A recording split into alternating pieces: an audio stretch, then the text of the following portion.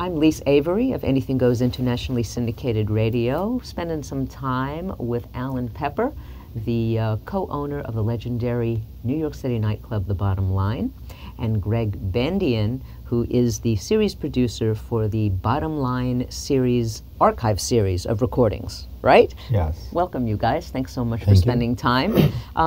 You guys have 3 CDs that are going to be coming out at the end of March 2015 that are part of the archive series, and one of them is an artist, Willie Nile, which people may or may not be as familiar with as some of the others.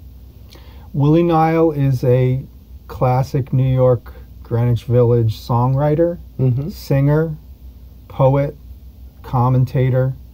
He was one of the guys that was going around with a guitar in hand and playing all the little joints in the village and wherever they would have him.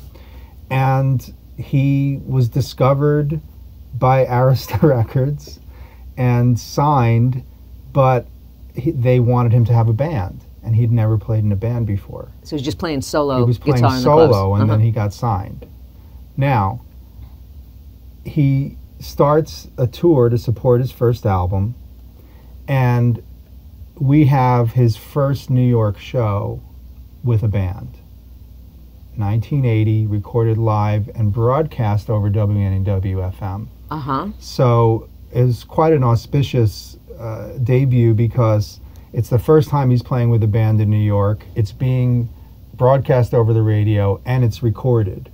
And so what we have for Willie's release is that 1980 show, which is a debut show, and a second disc that's going to go with the Willie Nile set, which was recorded 20 years later in 2000 at his comeback show after he had left the industry for a while to raise his family. And you get some of the material from each era, from the 80s played again differently in 2000, and you have some cover stuff because Willie, after his album came out, it was such a big hit that he immediately went on tour opening for The Who. So he went from playing solo to playing with a band to touring opening for The Who, all within several months. Willie is also a terrific live performer. He's not only a great songwriter, he's got an amazing amount of energy, and I've seen him do many shows. I have never ever seen him do a bad show. He's not one of these guys that goes through the motions. In other words, you get everything he's got to give, and even when he's probably dog-tired, I've never ever seen him just get up and do it. Once he gets started, he just goes. And he's quite a terrific performer. He's got great stage presence. He's got a great connection with the audience, and he's a rocker. He's really good. His songs are great, and the music is great. Now, you made reference, Greg, to the fact that Willie actually left the business to go raise his family. So that might be one of the reasons why his name is not as familiar to us. Can you tell us why he made that choice? Well, as he explained it to me, he just had so many bad business experiences with managers, agents, and money. And he didn't feel that it was fun anymore. And he just got up and left. And stands by the choice and feels fine about it, you know, raises his kids and had a good time doing it. And when he was ready to make another statement in '99, he recorded an album called Beautiful Wreck of the World.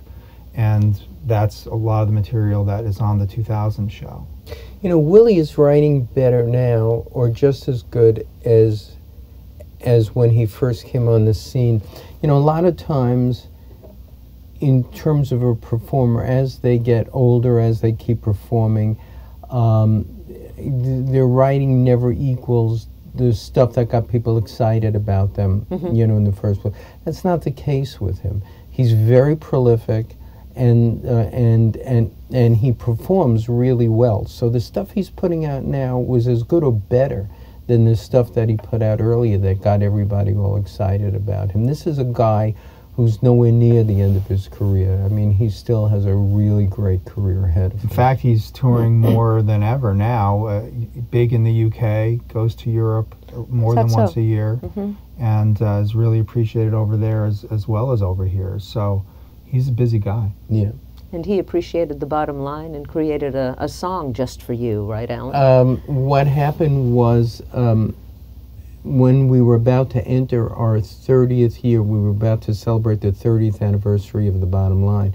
A woman by the name of Barbara Krinitz was putting together a tape of performers to actually acknowledge how important the Bottom Line was to them and their affection for me. And little did she know at that point that I was about to get into a major battle with NYU and be evicted from the space. And he wrote the song called The Ballad of the Bottom Line in honor of what Stanley and I had created, and I was very touched by it. He mentioned Stanley and myself and two other guys who were really instrumental in the club, and it's called The Ballad of the Bottom Line, and I just love it. And you can see the video of Willie performing this song in his Greenwich Village kitchen on bottomlinearchive.com. So you're able to watch it and hear it there. The thing I really like about the song is that he kind of nails what the club was all about, you know, and very poetically. So I'm very fond of it, and thank him for doing it.